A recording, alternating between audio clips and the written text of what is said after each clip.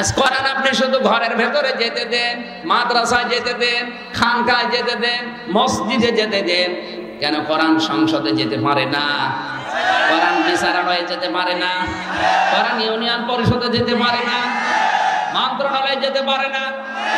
যেখানে যেখানে যাওয়ার ইচ্ছা কোরআনের আল্লাহ যেখানে যেখানে নাম দিয়েছে ওখানে নিয়ে যান। সাবধান, বাধা দেবেন না।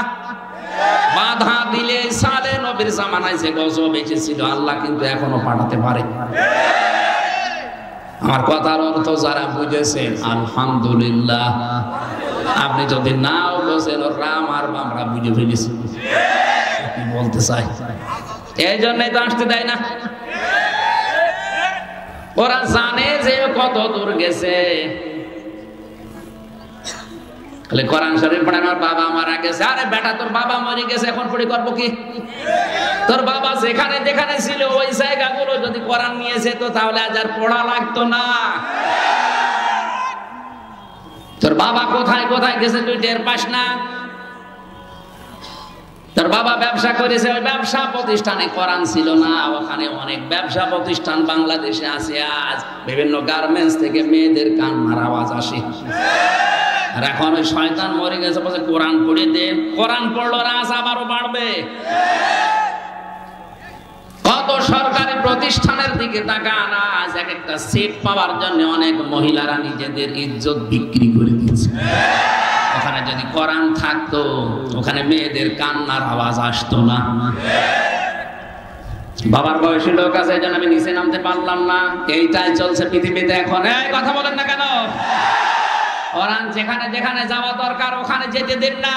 খালি মানুষ মরে গেছে কোরআন পড়া।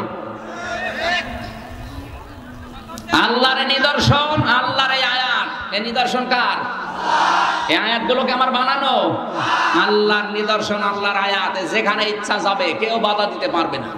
কেউ বাধা দিলে বুঝবেন ওটা সালেহ আলাইহিস সালামের জামানার কাফেরদের মতো কাফের। আযাব আসতেছে কোরআনের বিরুদ্ধে যারা অবস্থান নিয়েছে, আযাব আসছে। আমি তো আমার এই ছোট্ট চোখে যা দেখলাম, এদেশে যারা সত্যি ডাইরেক্ট ইনডাইরেক্ট কোরআনের বিরুদ্ধে অবস্থান নিল, হয়তো কেউ ডাইরেক্ট নিয়েছে, কেউ ইনডাইরেক্ট। আপনি তাকান তাদের জীবনের দিকে। এই মানুষগুলোর শেষ বয়সে তাদের ছেলে মেয়ে, বউ, বেটার বউ সব মুখে লাথি দিয়ে তাড়িয়ে দিয়েছে, অথচ বিশাল দাপট ছিল দুনিয়ায়। আপনি আর কয় টাকার মালিক এখন? আবু জেহেল ওই সময় প্রেসিডেন্ট ছিল। কোরআনের বিপক্ষে অবস্থান নেওয়ার কারণে আল্লাহ তাকে যৌন অক্ষম করে দিয়েছিলেন। বউ ছিল ওর, কিন্তু কাজ করতো অন্যজন। এই জন্য ওর স্ত্রীর নাম হচ্ছে নাকেরা। নাম কি? নাকেরা মানে অনির্দিষ্ট, নিজে কাজ করতে পারতো না। আজ যারা কোরআনের বিরুদ্ধে অবস্থান নেবেন আল্লাহ আপনাকে এমন শাস্তি দেবে, খালি দেখে দেখে হাঁ করে থাকবেন, কিছু বলতে পারবেন না। এইটাই বাস্তব। কাবা শরীফ তাওয়াফ করছিলাম, হঠাৎ করে দেখি পেটে ব্যথা। কি গো? এক পুলিশকে জিজ্ঞাসা করলাম, ভাই এতক্ষণ তো ভালোই ছিলাম, এখন আমার পেটে ব্যথা করছে, কি জায়গার দোষ? পুলিশ আমার বলছে হাজিউল হজ্জা তাই না বিলাতুকা। ও হাসি, দেশ কোথায়? বাংলাদেশ। ও, আপনি জানেন না এটা কোন জায়গা? না তো। আবু জাহেলের বাড়ি। আপনি এখনো পায়খানা না করে দাঁড়িয়ে আছেন, টানাটানি করে। পায়খানা করে দেখি সত্যি আমার পেটের ব্যথা ভালো হয়ে গেছে। আল্লাহ আমাকে বোঝাতে চাই, হামজা এত টাকা পয়সা খরচ করে সেই বাংলাদেশ থেকে আসলে এখানে আর শয়তানের মুখে পায়খানা না করে চলে যাবা, তাড়াতাড়ি করো। দেখেন তো সে দেশের প্রেসিডেন্ট, কত দামি জায়গা তার, কাবার পাশে ওর বাড়ি, অথচ জায়গাটাকে আল্লাহ এত নিকৃষ্ট বানিয়ে দিয়েছে। তামাম দুনিয়ার মানুষেরা এখন যায় ওই জায়গাতে পায়খানা না করে দেশে যায় না। কোরআনের বিরুদ্ধে আমি ডাইরেক্ট বলছি, যারা যে অবস্থান নিয়েছে, কেউ ডাইরেক্ট নিয়েছে, কেউ ইনডাইরেক্ট নিয়েছে। আপনাকে আল্লাহ ছাড়বেন, আপনার বাড়ি পর্যন্ত নিকৃষ্ট, এমনকি আপনার নামও কেউ দুনিয়ায় রাখবে না। আপনার নাম আর কত সুন্দর, আপনার চাইতে ইয়াজিদের নামটা সুন্দর না? অনেক সুন্দর ছিল। ইয়াজিদ তাও কেন্দ্রীয় মসজিদের ইমাম ছিল, কিন্তু নামটা এত বেশি ঘৃণিত করে আল্লাহ দিয়েছে, নামটার নাম নিয়ে ইয়াজিদ এখন গালি হয়ে গেছে। কাউকে যদি রাগাতে চান বলবেন এই এসিদের বাচ্চা, এড়িয়ে যাবেন। আমার মনে হয় কাউকে যদি বলা হয় ভাই ছেলে হয়েছে 5,000 টাকা দেব, নামটা আবু সেহেল রাখেন, রাখবে? ছেলেদের গায়ে গলা টিপে মেরে ফেলবো। আর শিক্ষিত মানুষেরা কান খাড়া করে মিলান। আল্লাহর নিদর্শন এসেছিল, যেখানে ইচ্ছা যাবে, যা ইচ্ছা খাবে। এখন তো ওই নিদর্শন গোষ্ঠী নেই। এখন আল্লাহর নিদর্শনের নাম কি? আল্লাহর আয়াতের নাম কি? এইটাই শিক্ষা আজকের মাহফিলের। যেখানে ইচ্ছা যাবে, যেখানে ইচ্ছা খাবে, যা ইচ্ছা করবে, কেউ বাধা দিতে পারবেন না। বাধা দিলে খবর আছে। এখানে প্রায় 9টা জাতির কথা আছে, সবাইকে আল্লাহ ধ্বংস করেছে খালি সীমা লঙ্ঘন করার কারণে। আল্লাহ এমনিতে কিছু পাঠান না, পাঠানোর পরে যদি না মানে তখন আর ছাড়েন না। আল্লাহ তো পাঠিয়েই দিয়েছে, 1500 বছর আগে পাঠিয়েই দিয়েছে, কিয়ামত পর্যন্ত এটা থাকবে। এখন যদি কেউ বেঈমানি করে, না বোঝার ভান করে থাকেন, আরে ভাই আমরা তো কোরআনের মালিক না। কোরআনের মালিক এই লোকটাও না। কোরআনের মালিক কে বলেন? এই জমিনের মালিক কে? আমরা তো কামলা। কামলা বোঝেন? এই যে কাজ করে খাচ্ছে মাঠে ঘাটে, এই জমিনের মালিক মনে করেন স্বপন সাহেব 5 জন মানুষকে নিয়েছে, যেখানে ধান লাগালাম সারাদিন। মাগরিবের আগে বলছে আপনাদেরকে আমি টাকা দিয়ে দেব। আসরের নামাজের পরে টাকা দিয়ে দেবে আমাদের। কিছুক্ষণ আগে আসরের সময় হতে আর মাত্র 5টায় সময় টাকা দেবে, 10 মিনিট বাকি আছে। কয়েকজন মস্তান এসে মোটরসাইকেল নিয়ে বলছে ধান সব তুলে ফেলবো। আমরা যদি বলি না ভাই আর 10 মিনিট পরে তোলেন, কারণ এই জমি আমাদের না, এ ধানও আমাদের না। আমরা আছি আমাদের টাকা নেওয়ার জন্য, কারণ টাকা না পেলে আমাদের সংসার চলবে না। কথা বলেন ঠিক কিনা? এরপরেও যদি মস্তান বলে না তুলেই ফেলবো, তখন মারামারি হওয়ার সম্ভাবনা নেই। মালিক তো নেই, আমরা তো কামলা, আমরা তো জন, মুনিশ, পাট, লেবার যাই বলেন। অন্তত আমাদের বেতন পাওয়ার জন্য হলে এই লোকগুলোকে এখন ঠেকাতে হবে। ঠেকাতে গিয়ে ধস্তাধস্তি, মারামারি, হাতাহাত, মেরেও ফেলা লাগতে পারে। কারণ আমাদের টার্গেট বেতন। আমাদের টার্গেট কি? আমরা ঠিক এই কায়দায় জমিনে আছি। এ জমিনের মালিকও আমরা না, কোরআনের মালিকও আমরা না, আমরা কামলা, খাদেম। এই কোরআন প্রতিষ্ঠার জন্য চেষ্টা করে যাচ্ছি। বিকাল 5টা মানে জীবনের শেষ দিন পর্যন্ত চেষ্টা করেই যাব। এর মাঝখান থেকে কেউ যদি এসে বাধা দিতে চান, হয় হাতাহাতি হবে, মারামারি হবে, মেরেও ফেলতে পারি। এখানে কোনো আপোষ নেই, কারণ আমার বেতন দরকার, আর আমাদের বেতনের নাম জান্নাত। এই কথা বলুন। এটা পাওয়ার জন্য যদি কোরআন বিরোধী কাউকে পাওয়া যায়, বাধা দানকারী, তাকে কিন্তু বিকাল 5টার আগে ছাড়া হবে না।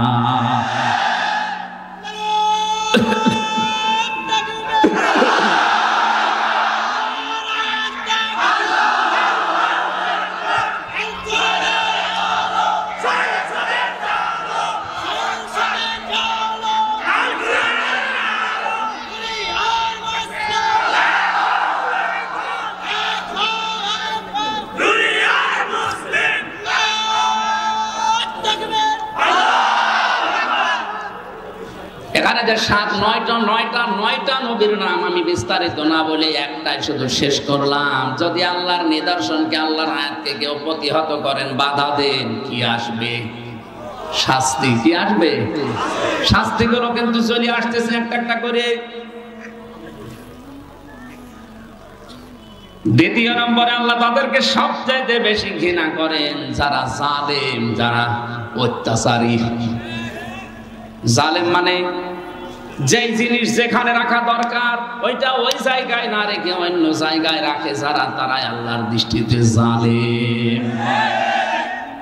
আপনি যে কোনো ধর্মের হন, আপনি সত্যি করে মন থেকে বলেন তো কোরআনে কারিম আসলে থাকা দরকার সবচাইতে উপরে না পায়ের কাছে? আরে ভাই উপরে তো আপনি আর রাখেন না। উপরে রাখতে গেলে রাজনীতি মনে করেন আপনি? এটা তো রাখার দরকার উপরে। উপরে না রেখে যারা আজ নিচে রাখতে চায়, পেছনে টান মেরে ফেলতে চায়, তারা জালেম। এই যে টুপিটা, এটা মাথায় দেওয়া দরকার কোথায়? বলেন বলেন। এটা যদি আমি পায়ের সাথে বেঁধে রাখি, এটা টুপির সাথে জুলুম। ৯৬% মুসলমানের দেশে কোরআন থাকবে সবার উপরে সংসদে, ওখান থেকে আইন প্রণয়ন হবে কোরআন দিয়ে, ওইটা বাংলাদেশে বাস্তবায়ন হবে। এগুলো না করে যারা আজ মানুষের তৈরি করা আইনগুলো কায়েম করার জন্য চেষ্টা করছেন, আপনি জালিম। শিক্ষিত মানুষের নামে নাম নিলাম না, আপনি বুঝে ফেলেছেন। আপনি আল্লাহর কাছে ঘৃণিত যারা করার আইন বাদ দিয়ে মানুষের আইন তৈরি করা প্রতিষ্ঠা করার জন্য চেষ্টা চালাচ্ছে। ৩ নম্বরে আল্লাহ তাদেরকে বেশি ঘৃণা করেন যারা অহংকারী। এই পৃথিবীতে অনেকে সম্পদের অহংকার করা, ক্ষমতার অহংকার করার কারণে আল্লাহ ঘৃণিত বানিয়ে বিদায় দিয়েছে, যেমন কারণ। সূরা কাউসারের ভেতরে বিস্তারিত লেখা আছে কারণকে আল্লাহ এত শাস্তি দিয়েছেন কঠিন এই অহংকারের জন্য, সম্পদের অহংকার করেছিল। মুফাসসির লিখেছেন আল্লাহ এখনো পর্যন্ত প্রতিদিন ওরে মাটির ভেতরে 1 বিঘত করে গাড়তেছে, কিয়ামত পর্যন্ত 1 বিঘত করে মাটির নিচে গাড়তেই থাকবে। বলেন নাউজুবিল্লাহ। ৪ নম্বরে আল্লাহ তাদেরকে পছন্দ করে না যারা অপচয় করে, অপব্যয় করে।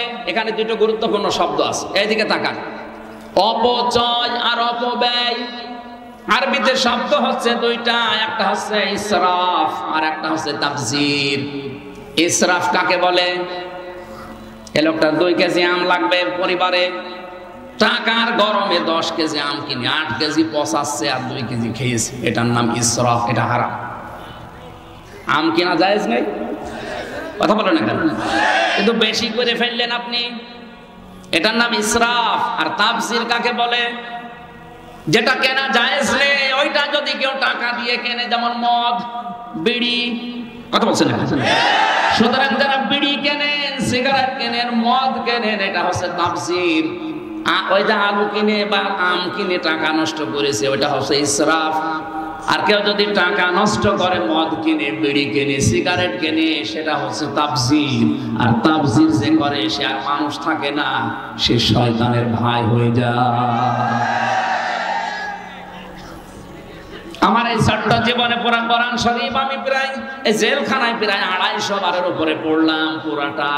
আমার যতটুকু জ্ঞান আছে আমি দেখেছি পুরা কোরআনে কোনো জায়গায় আল্লাহ শয়তানের ভাই বলে কাউকে উল্লেখ করেননি, শুধু একটা মানুষকে শয়তানের ভাই বলেছে, ইন্নাল মুবাযযিরিনা কানু ইখওয়ানাশ শায়াতিন।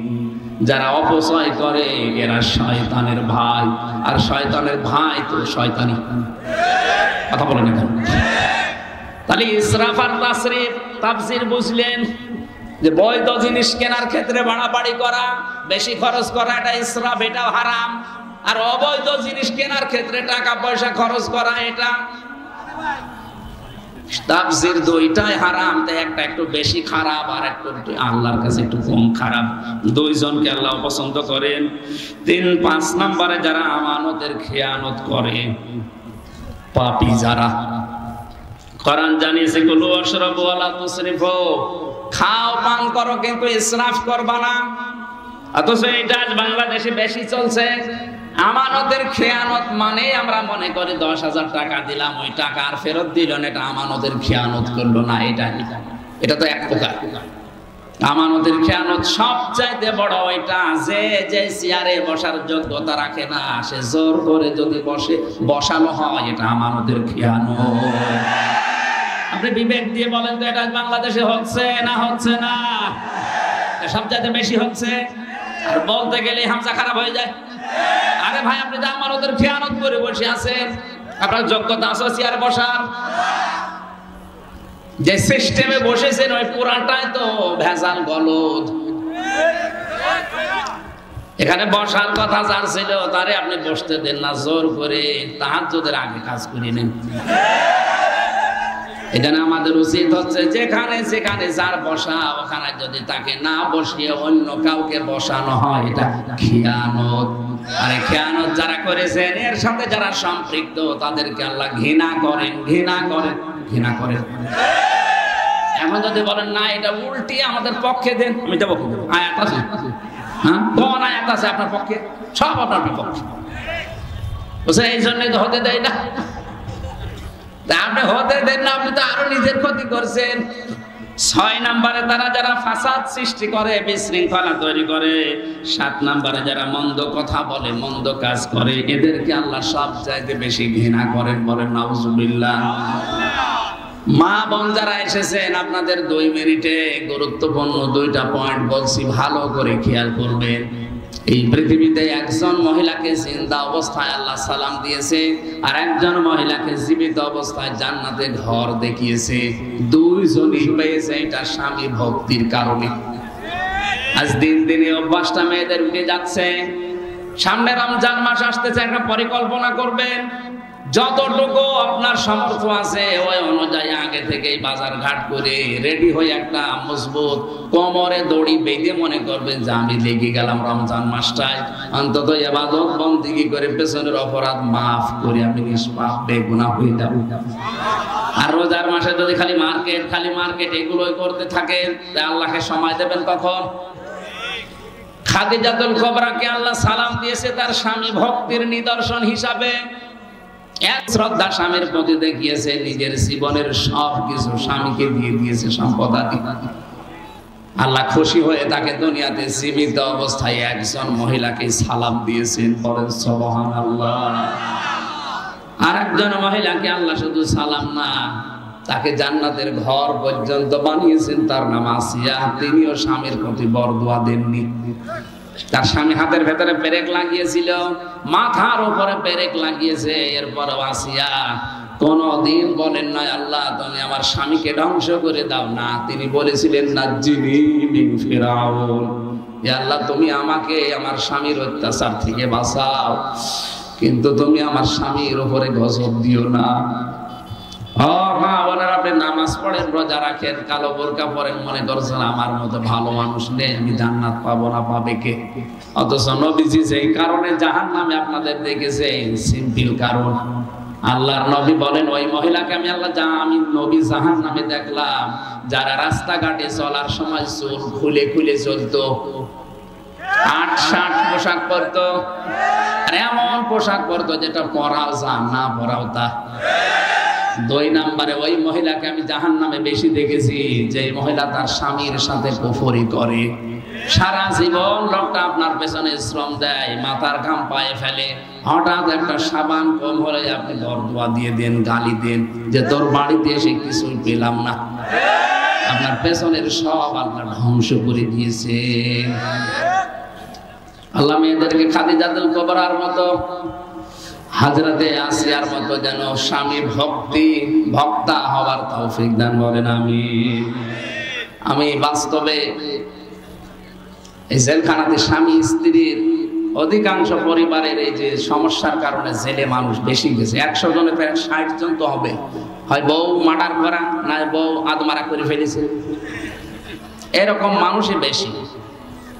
এখন স্বামী স্ত্রীর দাম্পত্য কলহ কি করে তৈরি হয়, কি করে এই গন্ডগোলগুলো হয়, আর এটা বাঁচানোর সিস্টেম কি, এগুলো টুকে ওখানে তো খাতা কলম দেয় না, তাও টুকেছিলাম আস্তে আস্তে কারারক্ষের মাধ্যমে এটা বের করি। পরবর্তীতে বই করিস, ওই যে গাড়ি আছে না সাদা গাড়ি, এটা আমার নাই, এই গাড়িতে বইগুলো আছে। স্বামী স্ত্রীকে কিনে দেবেন আর স্ত্রী স্বামীকে দেবেন, দিয়ে বলবেন বইটা 130 পৃষ্ঠার বইটা পড়ো, 10 দিন 15 দিন 1 মাস ধরে পড়ো। দাম্পত্য জীবনে কলহ কি করে তৈরি হয় আর এটা বাঁচানোর সিস্টেম কি? আজ পরকীয়া প্রেমে দেশ চেয়ে যাচ্ছে, এটার আযাব এবং শাস্তির ধরনগুলো ওখানে দেওয়া আছে। যাওয়ার সময় এগুলো নিয়ে যান, পরিবারস্থ লোকদেরকে পড়ান, আস্তে আস্তে জীবন গঠন করেন। আমিন। বারাকাল্লাহু লানা ওয়া লাকুম ফিল কুরআনিল আযীম। আমি আপনাদের কাছে দোয়া নিয়ে, দোয়া চেয়ে, লোকটার জন্য বিশেষ করে দোয়া চেয়ে শেষ করছি। আমি মুসাফির এবং অসুস্থ হয়ে আছি, আমার এখনো স্বাভাবিক হয়নি শরীর, কারণ 3টা বছর আমি এক ঘরে থেকে সব এলোমেলো হয়ে গেছি। এরপরে এখনো মজলুম অবস্থায় আছি, সব জায়গায় কোরআনের কথা আমাকে বলতে দেয় না, আমি সবচাইতে বড় মজলুম এখন। ওয়াকাতিলু ফি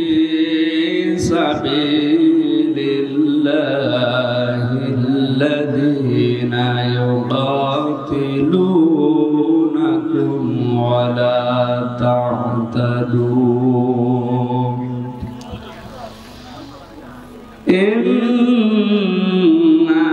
ইন্নাল্লাহা লা ইউহিব্বু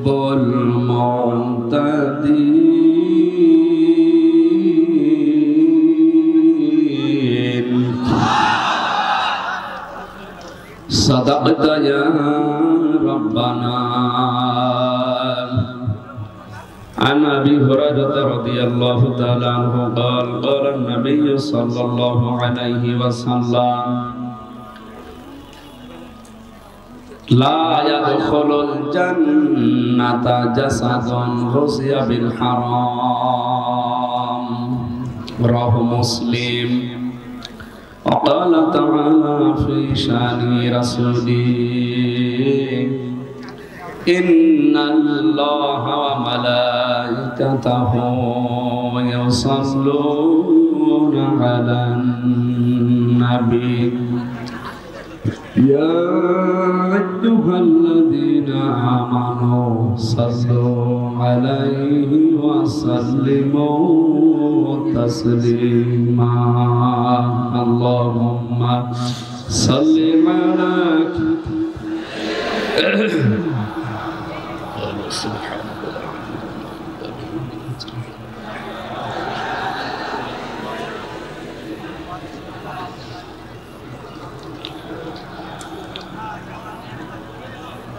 খেয়ে না খেয়ে দিন প্রচারের কাজে নিজেকে দিয়ে সবিলিয়ে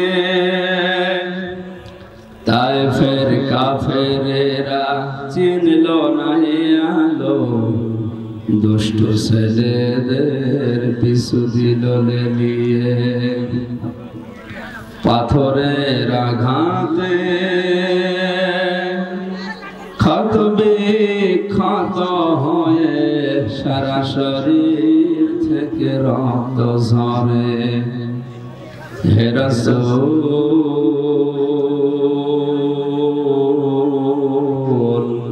তোমাকে ভুলি আমি কেমন করে। আলহামদুলিল্লাহ। কথা বলেন কেন? 1 ঘন্টা পর্যন্ত চুপ থাকেন ভাই।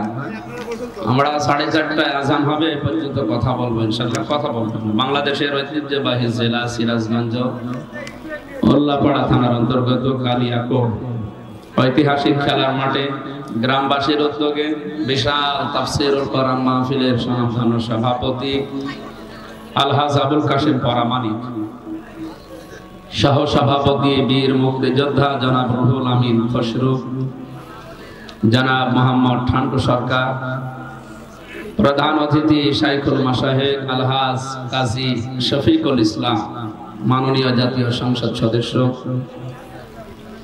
এতক্ষণ যারা আলোচনা রাখলেন বিশেষ করে মাওলানা আশরাফ বিন মোবারক, মাওলানা রাশিদুল ইসলাম,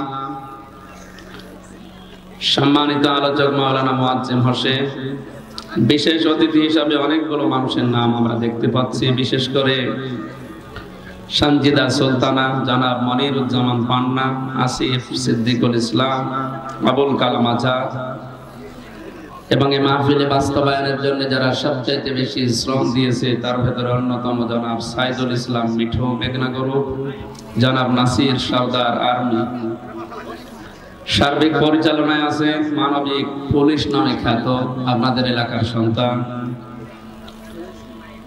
আমার বড় ভাই জনাব মোহাম্মদ আকরাম হোসেন স্বপন।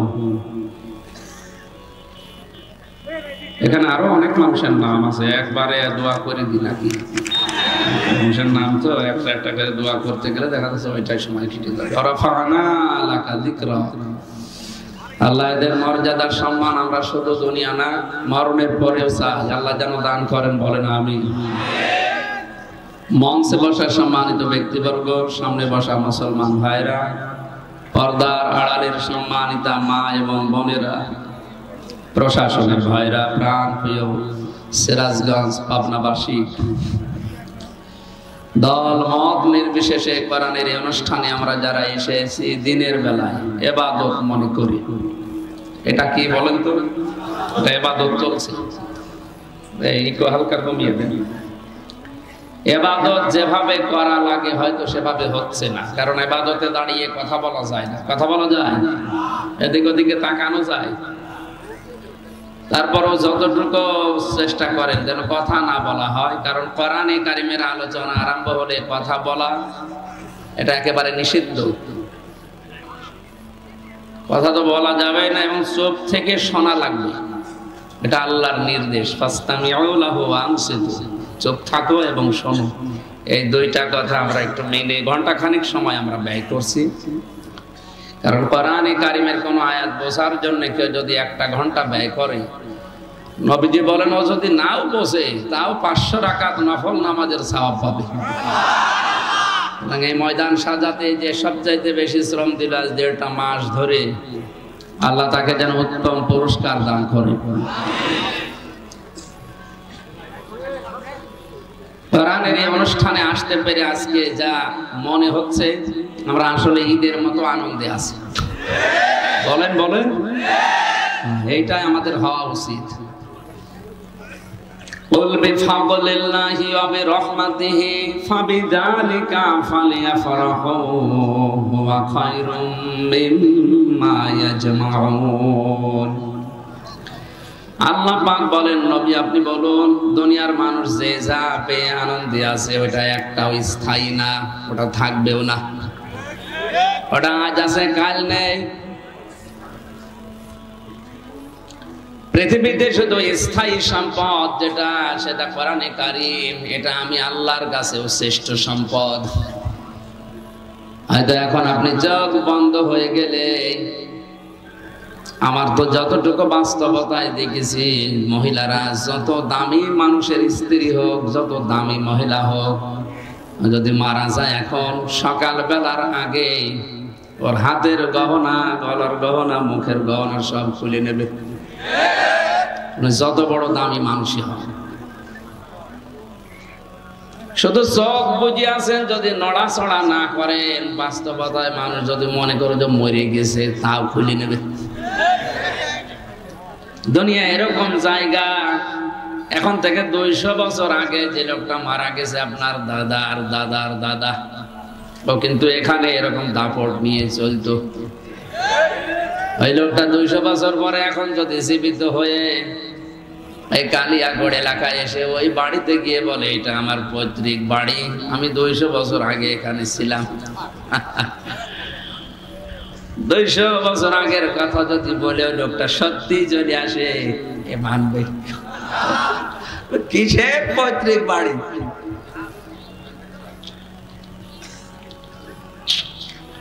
অথচ বিশাল সম্পদ, কিন্তু তার অধিকার ছিল, সেই বানিয়েছিল কষ্ট করে। আল্লাহ পাক এই সমস্ত দিকে তাকিয়ে জানিয়েছে, আমাল হায়াতুদ দুনিয়া ইল্লা মাতাউল গুরুর। সূরা ইমরান 4 নাম্বার পারার 13 নাম্বার পৃষ্ঠার 13 নাম্বার লাইনের 185 নাম্বার আয়াতের শেষের দিকে আছে, এ পৃথিবীর জীবনটা ধোঁকাবাজি, খেল তামাশা, রং তামাশা ছাড়া আর কিছু না। দুনিয়ার সব মানুষই ধোঁকায় পড়ে আছে। আমরা জানি ধোঁকায় পড়ে না থাকি, এই জন্য মাঝে মাঝে কোরআনের অনুষ্ঠানগুলো আমরা করি। আল্লাহুম্মা তাকাসুর হাত্তা যুরতুমুল মাকাবির। বেশি বেশি পাওয়ার জন্য মানুষ মহান্ত হয়ে গেছে। যতক্ষণ পর্যন্ত কবরে না যায় ওরে রেশ কাটবে না। সুতরাং কবরে যাওয়ার আগে আমাদের এই রেশ যেন কেটে যায়, এই জন্য 1 বছর পরে বাগানে নিয়ে সাজিয়েছেন আমাদেরকে কোরআনে কারীম শোনানোর জন্য। আল্লাহর ভাষায় যেটা বুঝলাম, দুনিয়ার শ্রেষ্ঠ সম্পদে কোরআন। আমরা যেহেতু আজকে অন্তত একটা অনুষ্ঠান কোরআনে কারীমের মাধ্যমে পেয়েছি, এটা নিয়ামত মনে করি আমরা নাকি? ওয়াইদ তা'আযানা রাব্বুকুম, সূরা ইব্রাহিমের ভেতরে আল্লাহ বলেন, আমি এলান দিলাম, আমি ঘোষণা দিলাম যে একটি ঘোষণা। একটি কি এলাকায় চেয়ারম্যান যিনি আছেন, পিয়াদাকে পাঠিয়ে একটা হ্যান্ড মাইক হাতে নিয়ে বলেন যে একটি ঘোষণা। ইউনিয়ন পরিষদের পক্ষ থেকে একটি ঘোষণা মাইকিং করা হয়। আল্লাহ যেন নিজে মাইক হাতে নিয়ে এই সিরাজগঞ্জ পাবনা এলাকায় এসে বলছে একটি ঘোষণা। এই ঘোষণাটা কি? ওই যে আগে যারা জানালাম যে দুনিয়ার শ্রেষ্ঠ সম্পদ কোরআন, মাইকিং হয়েছে হয়তো স্বপনের মাধ্যমে 2-3 দিন, যে একটি ঘোষণা। একটি এলান শোনেন, অমক দিন অমক তারিখে কোরআনে কারীম শোনানো হবে, আসবে অমক জন। আল্লাহ পাক বলেন এটা নিয়ামত হিসাবে আমি যদি গণ্য করে মানুষ, যেটা নিয়ামত আমি যেন নিজে মাইক হাতে নিয়ে প্রচার করছি যে একটি ঘোষণা। মাহফিলের প্রচার সরাসরি করেছে প্রচারককে, বলেন বলেন আল্লাহ বলেন একটি ঘোষণা। ও পাবনার মানুষেরা, সিরাজগঞ্জের মানুষেরা, বান্দা বান্দি যারা দাবি করো আমার যে আমি আল্লাহর বান্দা, আমি আল্লাহর বান্দি, আল্লাহ পাক যেন মাইক হাতে নিয়ে নেমে পড়েছে। লাইন শাকারতুম, যদি আমার নিয়ামতের শুকরিয়া আদায় করো। সবাই স্বীকার করলাম এটা একটা নিয়ামত, এটা প্রতিদিন আসে, 1 বছর পরে আজকে এসেছে। এটা যদি নিয়ামত মনে করো, কারণ এখানে আসা বসা, শ্বাস প্রশ্বাসে নিঃশ্বাসে তোমার নেকি হচ্ছে। দুনিয়ায় এরকম আর একটা কোন অনুষ্ঠান নেই যেখানে গেলেই মানুষের নেকি হয়। এটা এই কারণে যেখানে কোরআন আছে, কি আছে? যতক্ষণ চুপ থেকে শুনবেন মনে করবেন আমি নামাজে দাঁড়িয়ে আছি। জোরে বলেন আল্লাহু আকবার। আল্লাহ বলেন এই নিয়ামতের শুকরিয়া যদি তোমরা আদায় করো, চুপ থাকো আর শোনো, কি করবো জানো? লাযিদান্নাকুম,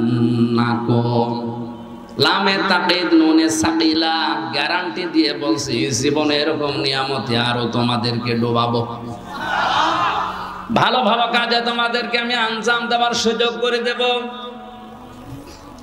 ওয়ালাইন কাফারতুম ইন্না আযাবি লাশাদীদ, যদি আমার নিয়ামতকে না শুকরিয়া করো, দাম না দাও, গুরুত্ব না দাও, ওই মনে করে চলে যাও, আমি এটা কিন্তু ছিনিয়ে নেব। জীবনে আর এরকম ভালো কাজে তোমারে নিয়ে আসবো না।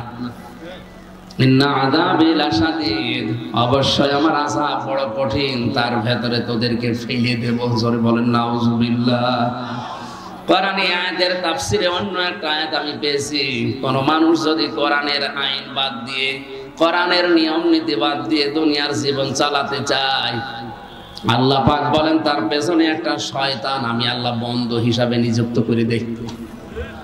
ওয়ামান ইয়াশু আন যিকরির রহমানি নুকাইয়্যিদ লাহু শাইতানান ফাহুয়া লাহু করিন, যে ব্যক্তি আমার জিকির থেকে, আমার কোরআন থেকে মুখ ফিরিয়ে অন্যদিকে চলে যাবে, আমি আল্লাহ নিজে তার সাথে একটা শয়তান সেট করে দেই। সে একেবারে আটার মতো লেগে থাকবে। তার মানে যে শয়তানের সাথে মিলে থাকবে তাকেও শয়তান শয়তানি বানাবে। ও গ্যারান্টি দিয়েছিল আল্লাহর কাছে, লামান তাবিআকা মিনহুম লাআমলাআন্না জাহান্নামা মিনকুম আজমাইন। আল্লাহ বলেন তোর অনুসরণ যদি কেউ করে, তোর সাথে লেগে থাকে, তোকে যেমন জাহান্নামে দেব, তোর সাথে ওকেও দেব। এই জন্য এটা নিয়ামত মনে করে যারা এসেছি, আর একবার বলছে আলহামদুলিল্লাহ, দরুদ আর সালাম পড়ছে আমাদের নবী মুহাম্মদুর রাসূলুল্লাহ সাল্লাল্লাহু আলাইহি ওয়াসাল্লাম। আজকে আমাদের আলোচনার বিষয় হচ্ছে এই পৃথিবীতে কাকে কাকে আল্লাহ সবচাইতে বেশি অপছন্দ করে, ঘৃণা করে। বাংলাদেশে যারা আওয়ামী লীগ করে, প্রধানমন্ত্রী শেখ হাসিনা যদি কালকে ঘোষণা দেয় যে এই দেশে আমি অমক অমক অমককে সবচাইতে বেশি ঘৃণা করি, এদেশে আওয়ামী লীগ যারা করে তারা তাকে ভালোবাসবে? আসতে বলে।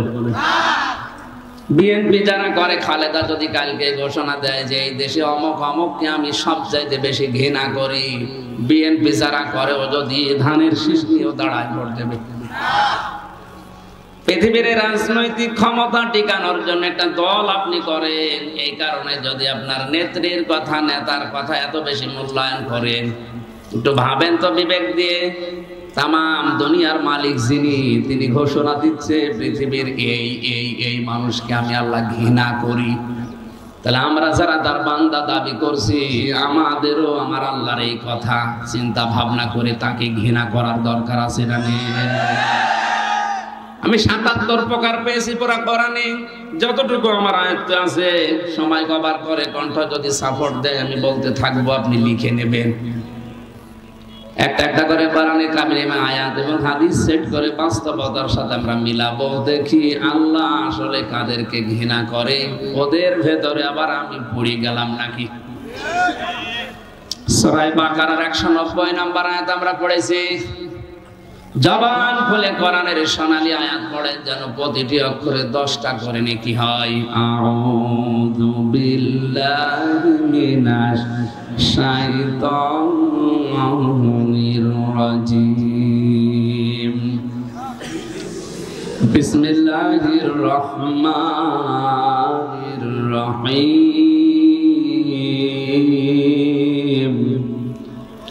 ওয়াকাতিলু ফি সাবিলিল্লাহিল্লাযীনা ইউকাতিলুনাকুম ওয়া লা তা'তাদু ইন্নাল্লাহা লা ইউহিব্বুল মু'তাদিন।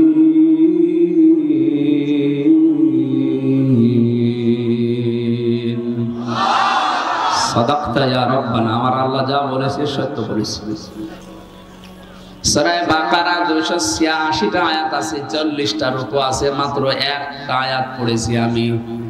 এই আয়াতের ভেতরে মূল কথা হচ্ছে আল্লাহ কাদেরকে দুনিয়ায় সবচাইতে বেশি অপছন্দ করে, ঘৃণা করে, বলেন নাউজুবিল্লাহ। আরম্ভ হচ্ছে আল্লাহ পাক বলেন ওয়াকাতিলু, তোমরা লড়াই করো। কি করো? এই কথাটা শোনার পরে আমার মনে হয় যাদের ভেতরে ঈমানের একটু সমস্যা আছে ওদের সবার কাছে এটা মনে হবে যে আল্লাহ মনে হয় মারামারির পক্ষে। পৃথিবীতে এমন এমন কিছু কাজ আছে যেখানে বুখারী শরীফে কাজ হয় না, বাকারী শরীফ লাগে। এই জন্য আল্লাহ কঠিন কঠিন আইন দিয়েছেন কোরআনে। এমন মানুষের চরিত্র তো আল্লাহ জানে, কারণ আল্লাহ তারে বানিয়েছে। পরে আপনি সোনা মধু করে ওয়াজ করে ওই সমস্ত কাজ থেকে বিরত রাখতে পারবেন না। ওই জায়গায় লাগবে বাকারি। কি লাগবে?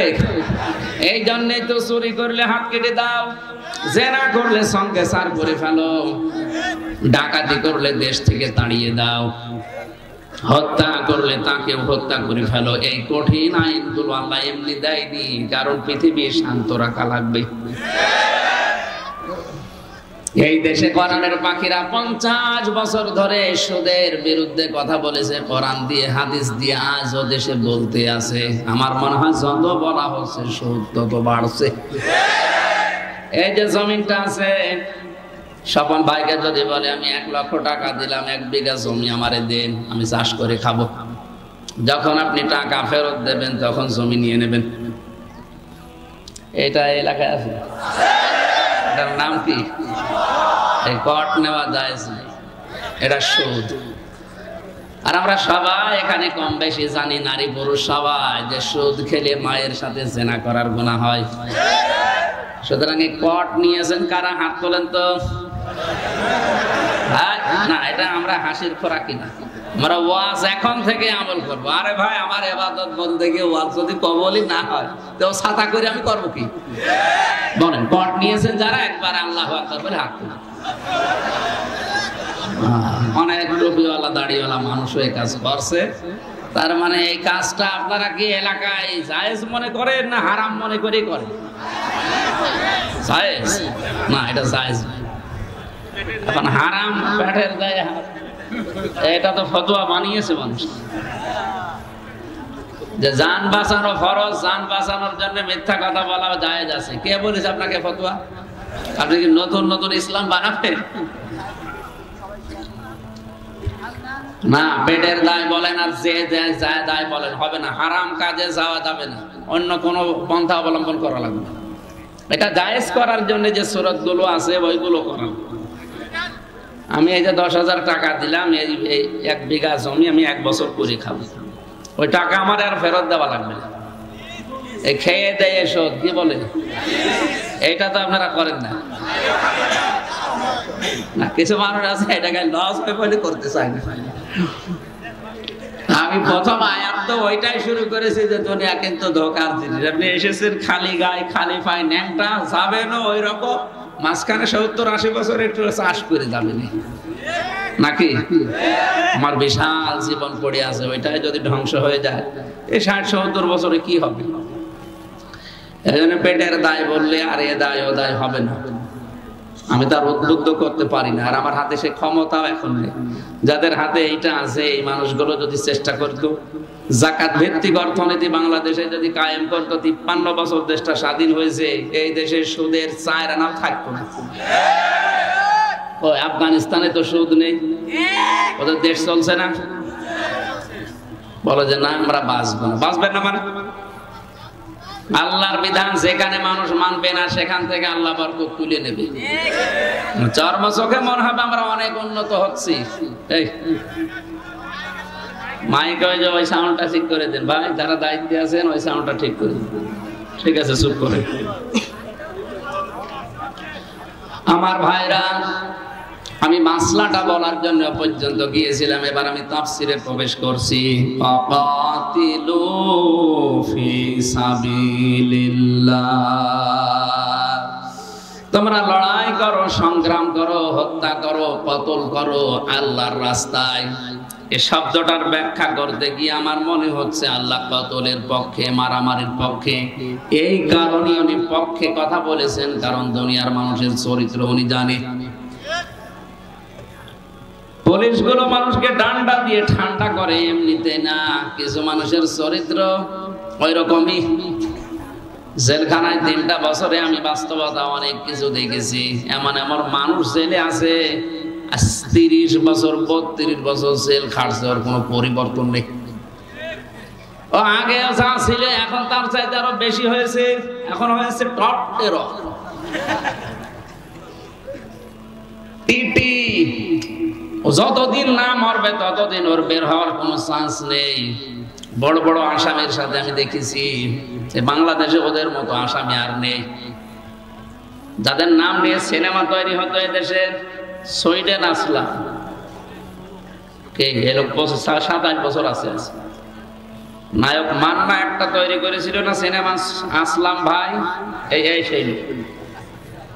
ওর জীবনটা পুরা কাহিনীতে তুলে ধরেছে কি করে ও সুইডেন আসলাম হয়েছে।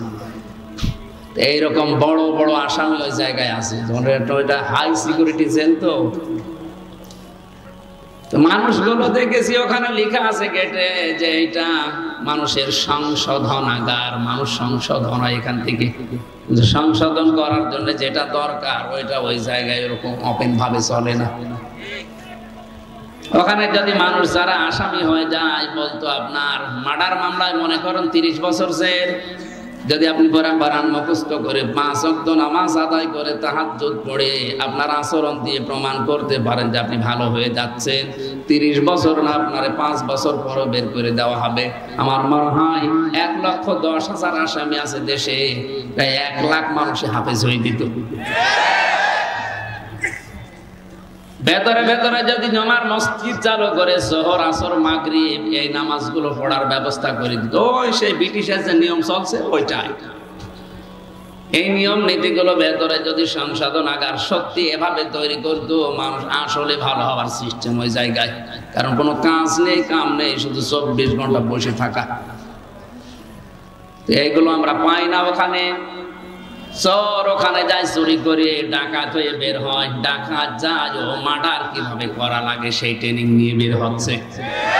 আল্লাহ জানে কঠিন কঠিন আইনগুলো দিয়েছেন যে তোমরা আল্লাহর রাস্তায় হত্যা করো, সংগ্রাম করো।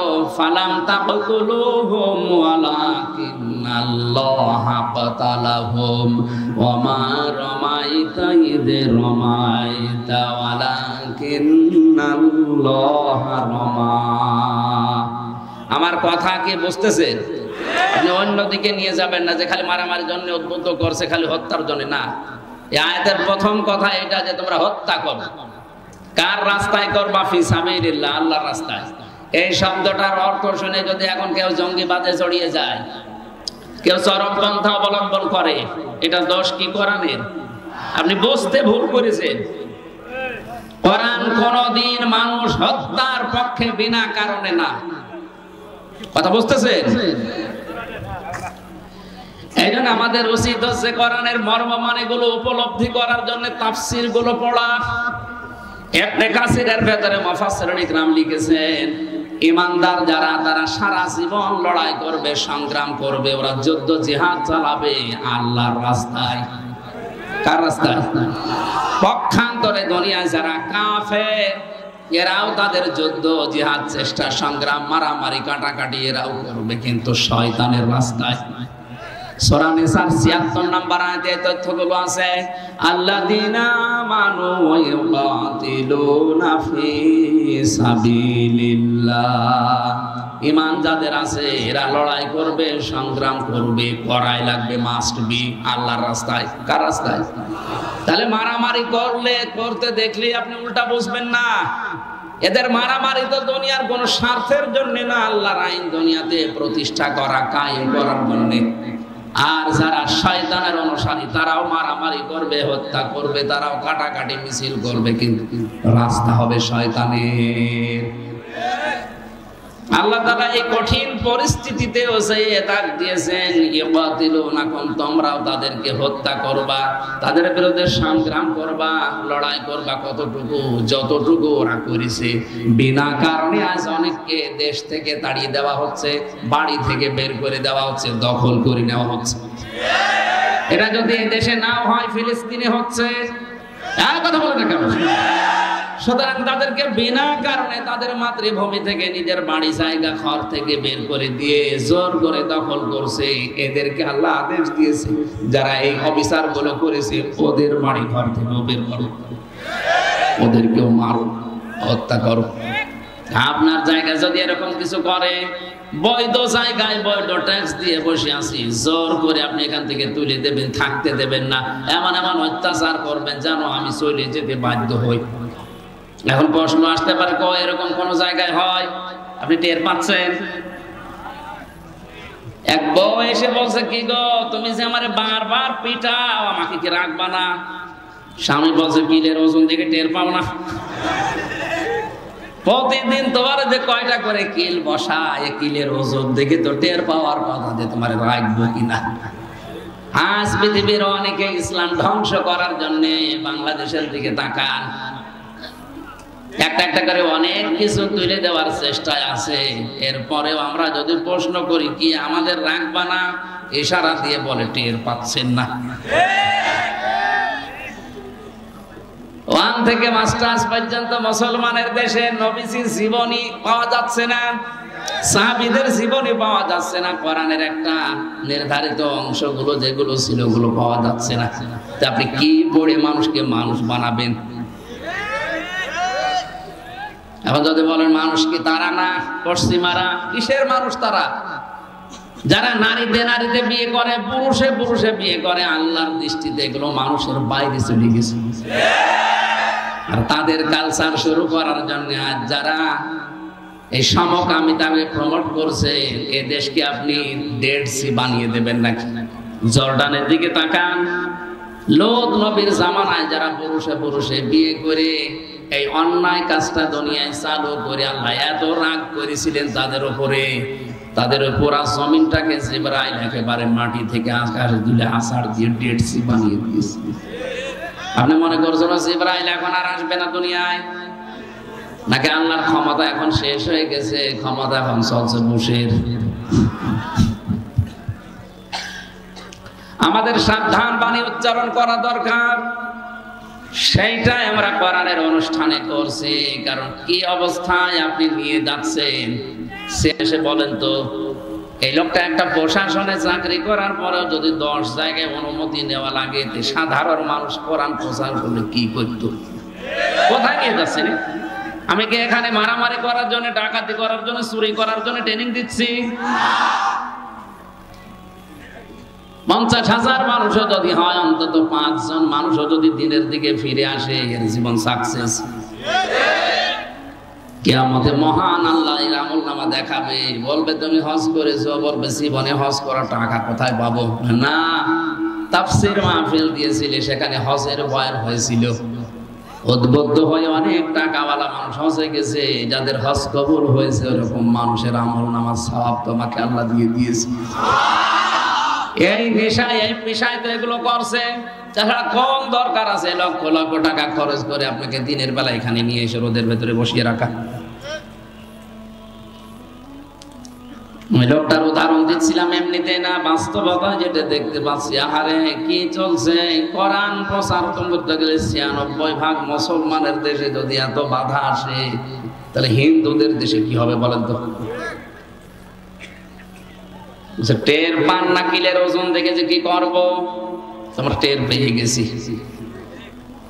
এই জন্য আল্লাহ লড়াইয়ের কথা বলেছে, টিকে থাকার জন্য তোমাকে ওরা যে যে আচরণ করেছে ওইভাবে তোমার আচরণ করো, কিন্তু সাবধান, ওয়ালা তা'তাদু, সীমা লঙ্ঘন করবা না। কেউ যদি ১ চড় তোমাকে দেয়, তুমি ১ চড় দিতে পারো অনুরূপ, কিন্তু ২ চড় দিলে আবার অবিচার হয়ে যাবে। কেউ যদি বাড়ি থেকে বের করে দেয় তোমারে, বিনা কারণে মামলা দিয়ে ধরিয়ে দেয়, এরকম পরিবেশ আসলে তুমিও ধরিয়ে দাও, কিন্তু সাবধান, সীমা লঙ্ঘন করা যাবে না। ওয়ালা তা'তাদু দিলেন কেন? জিহাদের ময়দানে গিয়েও যদি কেউ যুদ্ধ করছে, জিহাদ চালাচ্ছে, এমন সময়ও যদি সীমা লঙ্ঘনের সময় আসে না, সীমা লঙ্ঘন করা যাবে না। এটা খুব খারাপ জিনিস। বিশ্বনবী মুহাম্মদ রাসূলুল্লাহকে পুরা কোরআনে আল্লাহ যে নির্দেশগুলো বেশি দিয়েছেন তার ভিতরে এটা একটা। হে নবী, আমি কিন্তু সীমা লঙ্ঘনকারীকে পছন্দ করি না। ইন্নাল্লাহা লা ইউহিব্বুল মু'তাদিন, যারা সীমা লঙ্ঘন করে, ক্রস করে চলে যায় বর্ডার, তাদেরকে আমি আল্লাহ পছন্দ করি না। কে বলছেন? এ দুনিয়ায় যত মানুষ বিদায় নিয়েছে নিকৃষ্ট ভাবে, পুরা কোরআনে তাদের জীবনী আল্লাহ তুলে দিয়েছে। নূহ নবী আলাইহিস সালাম, কথা বলেন না কেন? হযরত নূহর জাতির প্রতি আল্লাহ যে ধ্বংস গজব পাঠিয়েছিলেন, তারা কিন্তু সীমা লঙ্ঘন করেছিল আল্লাহর নবীর দাওয়াত পাওয়ার পরেও। হযরত হুদ আলাইহিস সালাম, তার জামানার লোকেরা সীমা লঙ্ঘন করেছিল। হযরত সালেহ আলাইহিস সালাম, তার সীমা লঙ্ঘন করেছিল জাতির লোকেরা। আল্লাহর নিদর্শন আনতে বলেছে, আল্লাহ পাঠিয়েছে, কিন্তু নিদর্শন পাওয়ার পরে দেখার পরও মানে নাই, আর সীমা লঙ্ঘন করে ফেলেছে। হযরত শুআয়ব আলাইহিস সালামের জামানার লোকেরাও সীমা লঙ্ঘন করেছিল। পুরা কোরআনে আল্লাহ এই ঘটনাগুলো তুলে দিয়েছে খেলা করার জন্য না, শিক্ষা নেওয়ার জন্য। وَإِلَى ثَمُودَ أَخَاهُمْ صَالِحًا قَالَ يَا قَوْمِ اعْبُدُوا اللَّهَ مَا لَكُمْ مِنْ إِلَٰهٍ غَيْرُهُ। একটু ভালো করে শুনবে, এখানে শিক্ষা আছে। স্মরণ করো ওই সময়ের কথা যখন আমি সালেহকে, তার বংশ, তার ভাই, তার এলাকার মানুষ যারা ছিল তাদের কাছে পাঠালাম। হযরতে সালেহ তিনি আল্লাহর যে আসমানি কিতাব ওই সময় ছিল সহিফা, হাতে নিয়ে বললেন, জাতির লোকেরা, আমি তোমাদেরকে এমন একটা দিনের ভয় দেখাচ্ছি যেই দিনে বেচা কিনা চলবে না, আল্লাহ ছাড়া কোনো মাবুদ নাই, এই কথাটা স্বীকার করে নাও। কথাটা বলার পরে তারা কিন্তু প্রশ্নের পরে প্রশ্ন তুলেছে, তুমি যদি নবী হও আমাদের মতো মানুষ হইলে কেন? ওই জামানার মানুষেরা মনে করতো নবী যারা এরা আমাদের মতো মানুষ হবে না, নবী যারা এরা বিয়ে শাদী করবে না, এরা রাজনীতি করবে না। আজ অনেক মানুষের ভেতরে ওই কাফেরদের ধারণা ঢুকেছে যে মাওলানা যারা এরা কেন বিয়ে শাদী করবে, এরা রাজনীতি করবে। আরে এই ধারণা তো কাফেরদের। قد جاءتكم بينة من ربكم, অবশ্যই তোমাদের কাছে তোমাদের রবের পক্ষ থেকে স্পষ্ট দলিল আর প্রমাণ এসে গেছে, তোমরা মেনে নাও। এই যে সহিফা দেখালেন, তারা বলছে সহিফা আমরা মানি না, আমরা একটা জিনিস দেখতে চাই, যদি দেখাতে পারেন তাহলে মেনে নেব আপনারে। কি? এই যে বিশাল পাহাড়, এই পাহাড়ের উপরে যে অস্থির বড় একটা পাথর আছে, ওই পাথরের ভেতর থেকে 10 মাস 10 দিনের গর্ভবতী একটা উটের বাচ্চা বের করে নিয়ে আসা লাগবে। নবীরা কোনো বিপদে পড়লে আগে নামাজে যেতেন, কিসে? আগে সেজদা দিয়ে বলতেন, আল্লাহ তুমি দেখো আমি কি করব এখন। আর আমরা নবীর উম্মতেরা বিপদে পড়লে আগে মাজারে দৌড়াই। কোন মাজারে না, কোন বাবার কাছে না, কত বড় বিপদ হোক, যত বড় বিপদ হোক, আগে সেজদায় চলে যান। এইটাই নবীর জীবনী। এইটাই নবীদের সুন্নাহ, বিপদে পড়লেই তারা সেজদা দিত। কারণ নবীজি জানিয়েছেন যখন মানুষ সেজদায় চলে যায় তখন আল্লাহর ওই বান্দার মাঝে কোনো পর্দা থাকে না। আলাইসাল্লাহু বিকাফিন আবদা, আমি কি আমার বান্দার জন্য যথেষ্ট না যে ও মাজারে দৌড়াবে? এখন থেকে এলাকায় যারা আল্লাহ বাদে অন্য কারো কাছে সাহায্যের জন্য দৌড়ান, এক্ষুনি থেমে যান। আল্লাহ কিন্তু আফসোস করছেন, আলাইসাল্লাহু বিকাফিন আবদা, সূরা জুমারের ভেতরে আছে, আমি কি আমার বান্দার জন্য যথেষ্ট না যে ওর জন্য আবার মাজারে মান্নত করা লাগবে? আপনি বলেই দেখেন না কেন, 30 সেকেন্ড 35 সেকেন্ড 1 মিনিটে আপনি সেজদা শেষ করে দেন, আধা ঘন্টা 1 ঘন্টা একটা সেজদায় পড়ে থাকেন, দেখেন দুনিয়ার যত মজা আল্লাহর ভেতরে রেখে দিয়েছে। বাইরের জগতে আমরাও সময় পেতাম না, এখনো পাচ্ছি না ভালো। জেলখানায় 3টা বছরে যেহেতু অন্ধকার প্রকোষ্ঠে এক ঘরের ভেতরে কন্ডেম সেলের ভেতরে তালাবদ্ধ ছিলাম, আমি বাস্তবতায় দেখেছি কোন মানুষ যদি 2টা 3টার সময় উঠে 1 ঘন্টা 1.5 ঘন্টা একটা সেজদায় চোখের পানি ফেলে মনের কথাগুলো বাংলায়ও বলতে পারে। আমি নিজের কথা বলছি, আল্লাহর কসমে যে কোরআন আমার সামনে, যেদিন 45 মিনিট 1 ঘন্টা সেজদায় পড়ে কাঁদতেছি, মনে হচ্ছে দুনিয়ায় স্ত্রী ব্যবহারের চাইতে এটা আরাম লাগছে।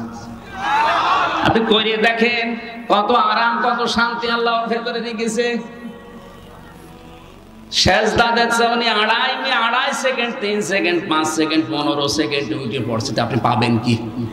কারণ সেজদায় গেলে মনে হয় যে আল্লাহর কুদরতি পায়ে মানুষ পড়ে আছে। প্রধানমন্ত্রী শেখ হাসিনার কাছে যে যেভাবে জড়সড় হয়ে আদবের সাথে নড়াচড়া বাদ দিয়ে দাঁড়িয়ে থাকেন, উনি তো তাম পৃথিবীর সব কিছুর মালিক, এরকম বড় মনে করে কেউ যদি ওইরকম দাঁড়িয়ে রুকু দিয়ে সেজদা দিয়ে বলতো আল্লাহ আমি কিন্তু অসহায় হয়ে পড়েছি, মহান আল্লাহ তখন নিজে ফেরেশতাদেরকে বলতেন এইদিকে তাকা, এই মানুষটাই তোরা তৈরি করতে নিষেধ করেছিলি, দেখ কি আদব, সেজদায় পড়ে কিভাবে কান্নাকাটি করছে। মন থেকে যদি সত্যি মানুষ কিছু বলতে পারে ওটা কিন্তু আরো সে চলে যায়। আমরা মন থেকে বলতে পারি না, অধিকাংশ কাজ হয়ে যায় আমাদের লোক দেখানো, এই জন্য তাসির হয় না ওর ভেতরে। হযরতে সালেহ সেজদায় পড়ে যখন কথাগুলো আবেগ নিয়ে বলছিলেন, আল্লাহর পক্ষ থেকে আদেশ এসেছে, সালেহ ঠিক আছে তুমি রাজি হয়ে যাও, ওদেরকে নিয়ে আসতে বলো, আমি আল্লাহর মুজিজা তোমার মাধ্যমে দেখাবো। ওখান থেকে উট নেমে আসতেছে। এবার আমার শিক্ষা দেওয়ার বিষয় যেটা চলে এসেছে ভালো করে, হাদিহি নাকাতুল্লাহি লাকুম আয়াতান ফাযারুহা তাকুল ফি আরদিল্লাহ ওয়ালা তামাসসুহা বিসুইন ফায়াখুযাকুম আযাবুন আলীম। এটা সূরা আরাফ। এই মাইক কার মাইক? মাইক তো ভালো, খারাপ না, মাইক ভালো আছে, কিন্তু এটা টাঙানো মনে হয় ডিস্টার্ব হচ্ছে। আমি এখান থেকে একেবারে শর্টকাটে একটা শিক্ষা নিয়ে আসার জন্য আয়াতটা পড়লাম, জায়গা মতো এসেছে। আর এখন যদি ডিস্টার্ব করেন, এই চুপ করেন, শোনা যত আছে নাকি? যতটুকু শোনা আছে ভালো করে পয়েন্টটা শোনেন। কত মানুষ বসে আছে দেখছেন না? এখানে কত আলেম ভেতরে ভেতরে আছে, আপনি টের পাচ্ছেন না? চেহারা আমার অনেকে চেনা, আমি দেখতে পাচ্ছি। দেখেন কি সুন্দর করে তারা বোঝার চেষ্টায় আছে। আল্লাহ তাআলা বলেন, হাদিহি নাকাতুল্লাহ, হে সালেহ জাতির লোককে জানিয়ে দাও এটা কিন্তু আল্লাহর উষ্ঠি, আয়াতান এটা আল্লাহর নিদর্শন। এটা কি বলেন বলেন? আয়াত মানে নিদর্শন, এটা আল্লাহর একটা সৃষ্টি, আল্লাহ পাঠিয়েছেন। ওয়ালা তামাসসুহা বিসুইন ফায়াখুযাকুম ফাযারুহা তাকুল ফি আরদিল্লাহ, এর জমিনে ছেড়ে দাও, যেখানে ইচ্ছা যাবে, যা ইচ্ছা খাবে, কিন্তু সাবধান খারাপ কোনো ইচ্ছা উদ্দেশ্য নিয়ে এই উষ্ঠির কাছে আসবা না। যদি আসো ফায়াখুযাকুম আযাবুন আলীম, এই যে আসো যদি, তাহলে সীমা লঙ্ঘন হবে, তখন আল্লাহর আযাব তোমাদেরকে ধরবে। হযরতে সালেহ ঘোষণা দেওয়ার পরে উঠ যেখানে যায়, যেখানে ইচ্ছা যায়, যা ইচ্ছা খায়। হাজার হাজার বছর আগে নাই উষ্টি আল্লাহ পাঠিয়েছিলেন, ১৫০০ বছর আগে যেটা পাঠিয়েছেন আয়াত হিসাবে, নিদর্শন হিসাবে, পৃথিবীর শ্রেষ্ঠ নিদর্শন, তার নাম কোরআন। কথা বলেন না কেন? হযরতে সালের যে উষ্টি ওটা বিদায় নিয়েছে, ওর কার্যকারিতা মুজিজা শেষ হয়ে গেছে। হযরতে মুসাকে আল্লাহ লাঠি দিয়েছিলেন, উনি কবরে গেছে, লাঠিরও কার্যকারিতা শেষ হয়ে গেছে। এখন আর মিশরের জাদুঘরে ওই লাঠি ছেড়ে দিলে সাপ হয় না। কথা বলেন। হযরতে ঈসা নবী বিদায় নিয়েছে, উনি মারা যাননি, উনি আসমানে আছে, আসবে কিয়ামতের আগে। উনি যেমন হাত দিলে চোখ ভালো হয়ে যেত মানুষের, অন্ধ কুষ্ঠ রোগী ভালো হয়ে যেত, এখনো হযরতে ঈসা নেই, এজন্য কেউ চোখের উপরে আর হাত দিলে চোখ ভালো হয় না। পৃথিবীর যত নবী আল্লাহ কম বেশি তাদেরকে মুজিজা দিয়েছিলেন, আশ্চর্য কোন জিনিস, তারা বিদায়, মুজিজার কার্যকারিতাও বিদায়। মুহাম্মদুর রাসূলুল্লাহকে আয়াত আল্লাহ যা দিয়েছেন, যে মুজিজা দিয়েছেন, এই মুজিজা এ কোরআনে আয়াত আজও আছে না নেই? কিয়ামত পর্যন্ত থাকবে। এ কোরআন যেখানে ইচ্ছা যাবে, যেখানে ইচ্ছা যাবে, যা ইচ্ছা করবে। কথা বলে না কেন? উষ্ঠিকে আল্লাহ বলেছিলেন এরা আমার উষ্ঠি, তাকুল ফি আরদিল্লাহ, এটা জমিনে খেয়ে বেড়াবে, সাবধান, যা খাবে যেখানে যাবে কিছু বলতে পারবা না, কারণ জমিন আমি আল্লাহ, এই উষ্ঠিও আমি পাঠিয়েছি। আল্লাহ তাআলা কোরআনের পক্ষে দলিল দিচ্ছেন, আলা লাহুল খালকু ওয়াল আমরু, এই জমিন আমি বানিয়েছি, জমিনে চলবে আমার বিধান। সুতরাং কোরআনে কারীম যাওয়া দরকার যেখানে যেখানে, ওই জায়গায় যদি কেউ যেতে বাধা দেয় সে আল্লাহর। আল্লাহুম্মা আমিন। রব্বানা যালামনা আনফুসানা ওয়া ইল্লাম তাগফির লানা ওয়া তারহামনা লানাকুনান্না মিনাল খাসিরিন। রব্বানা যালামনা আনফুসানা ওয়া ইল্লাম তাগফির লানা ওয়া তারহামনা লানাকুনান্না মিনাল খাসিরিন। রব্বুল আলামিন